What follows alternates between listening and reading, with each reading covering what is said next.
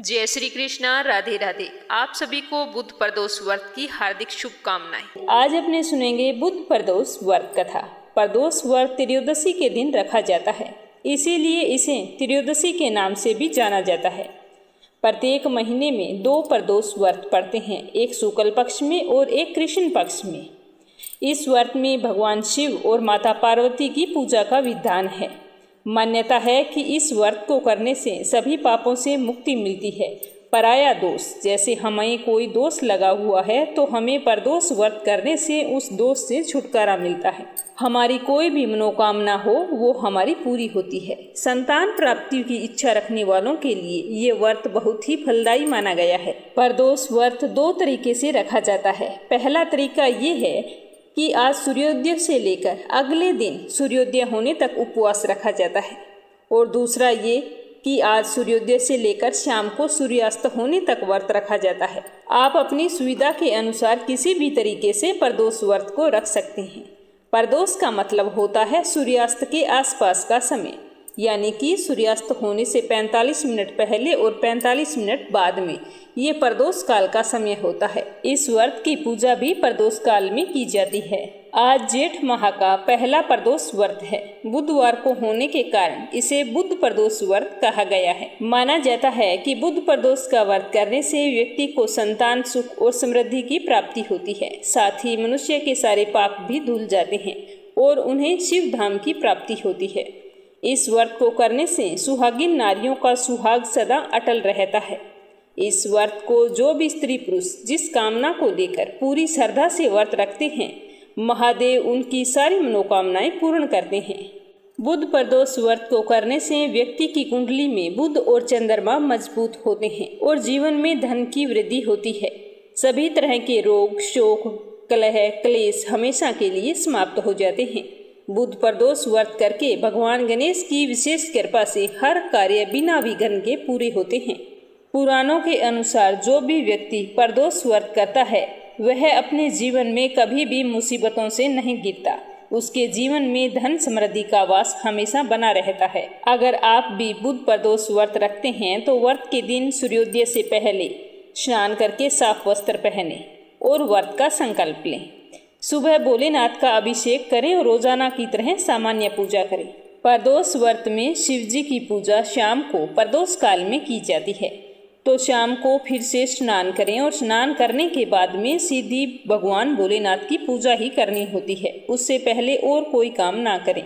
जब भगवान भोलेनाथ की पूजा करें तो सर्वप्रथम गौरी पुत्र गजानन की पूजा करनी चाहिए। उसके बाद शिव गौरी की पूजा करें। ओम नमः शिवाय मंत्र का जाप करते हुए शिव शंभू को भांग, धतूरा, बसम, आक के फूल आदि अर्पित करें। बुध प्रदोष व्रत में एक कहानी गणेश जी की, एक कहानी बुध प्रदोष व्रत की और एक प्रदोष व्रत की कहानी सुननी चाहिए। जब भी आप कहानी सुने तो एक बात का ध्यान रखें कि जब आप कहानी सुन रहे हैं बिल्कुल एकाग्र होकर प्रसन्नचित मन से और पूरी श्रद्धा भाव से कहानी सुननी चाहिए, तभी हमें व्रत का पूरा फल प्राप्त होता है। व्रत कथा सुनने के बाद में आरती करें। पूजा संपन्न होने के बाद भगवान भोलेनाथ से व्रत में कोई भी भूल चूक हुई हो तो उसके लिए क्षमा मांगे तथा अपने मंगल जीवन की कामना करें। अब मैं आपको बताऊंगी बुध प्रदोष व्रत के कुछ नियम। वैसे तो ये नियम हर प्रदोष व्रत में और शिव जी की पूजा में अनिवार्य होते हैं। भगवान भोलेनाथ की पूजा में हल्दी, मेहंदी, सिंदूर, कुमकुम, शंख ये चीजें वर्जित होती है। ये कभी भी उपयोग में नहीं लेनी चाहिए।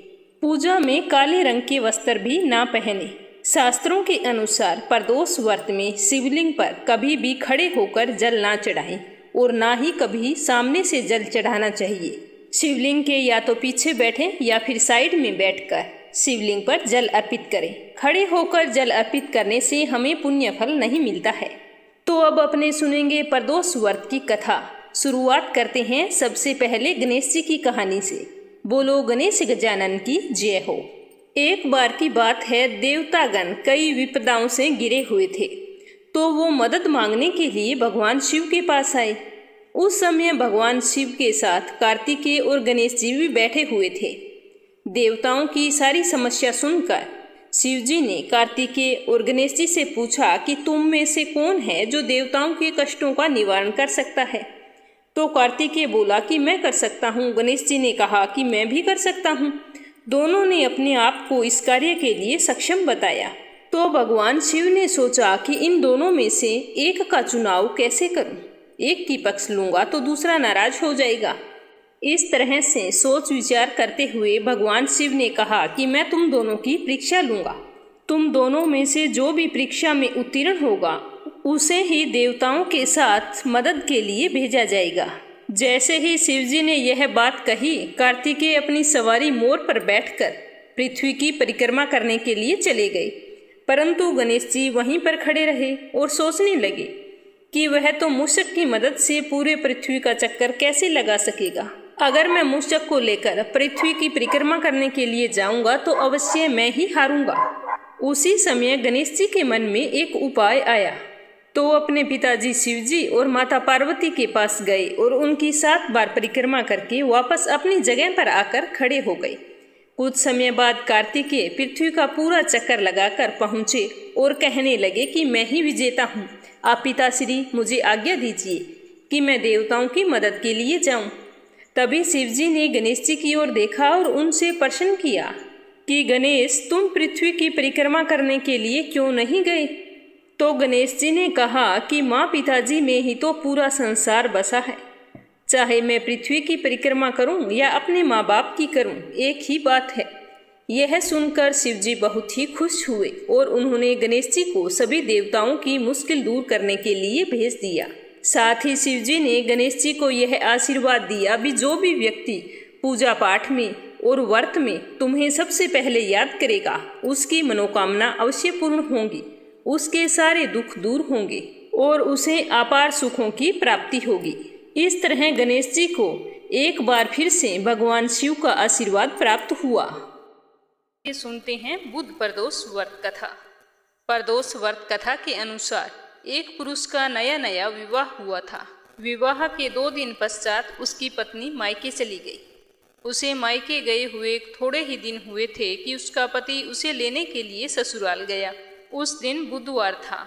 तो उस व्यक्ति के ससुर ने कहा कि आज बुधवार है बेटा, आज मत जाओ, रात भर रुक जाओ और कल चले जाना। तो उसने कहा नहीं, मैं तो आज ही जाऊंगा। तो उसके ससुर ने कहा कि बेटा, विदाई के लिए बुधवार का दिन शुभ नहीं माना जाता, मेरी मानते हो तो कल सुबह चले जाना। लेकिन वो बोला कि मैं शुभ अशुभ और बुधवार को नहीं मानता, मुझे तो आज ही जाना है। उसने हट पकड़ ली। तो उसके सास ससुर ने उनकी विदाई कर दी। दोनों पति पत्नी वहां से चल पड़े। चलते चलते दोनों बीच रास्ते पर पहुंचे तो उसकी पत्नी बोली कि मुझे तो प्यास लगी है। तो उसके पति ने इधर उधर देखा, कहीं भी आसपास पानी नजर नहीं आया। तो उसने कहा कि तुम इस पेड़ के नीचे बैठो और मैं तुम्हारे लिए पानी लेकर आता हूँ। ऐसा कहकर वो वहां से चला गया और उसकी पत्नी वहीं एक पेड़ के नीचे बैठ गई। कुछ देर बाद जब उसका पति पानी लेकर लौटा तो उसने देखा कि उसकी पत्नी तो किसी और के साथ हंस हंस कर बातें कर रही थी और उसी के लोटे से पानी भी पी रही थी। तो यह देखकर उसे बहुत ही गुस्सा आया। वह जल्दी जल्दी उनके निकट पहुंचा। तो वहां जाकर उसने देखा तो उसके आश्चर्य का कोई ठिकाना ना रहा, क्योंकि उस आदमी की शक्ल बिल्कुल उस आदमी से मिलती थी। तो उसके पति ने हमशक्ल आदमी से जाकर कहा, क्यों भाई, तुम मेरी पत्नी के पास कैसे बैठे हो और ऐसे हंस हंस कर बातें क्यों कर रहे हो। तो उसने कहा, ये पत्नी मेरी है। तो ऐसा कहकर दोनों पुरुष आपस में लड़ने झगड़ने लगे। लड़ाई इतनी बढ़ गई कि भीड़ इकट्ठी हो गई। पुलिस आ गई। हमशक्ल आदमियों को देखकर वे भी चक्कर खा गए। बहुत कोशिश की पर पता नहीं लगा पाए कि असली पति उसका कौन है। तब एक आदमी ने कहा कि उसकी पत्नी से ही पूछ लेते हैं, उसको तो पता होगा। तो उसकी पत्नी भी आश्चर्य में थी। वो बोली, मुझे नहीं पता, दोनों की एक जैसी शक्ल है, मैं क्या बताऊं। तभी उसके पति को याद आया कि मेरे ससुर ने कहा था कि बुधवार के दिन विदाई अच्छी नहीं होती, कहीं ये बुध देव तो नहीं है।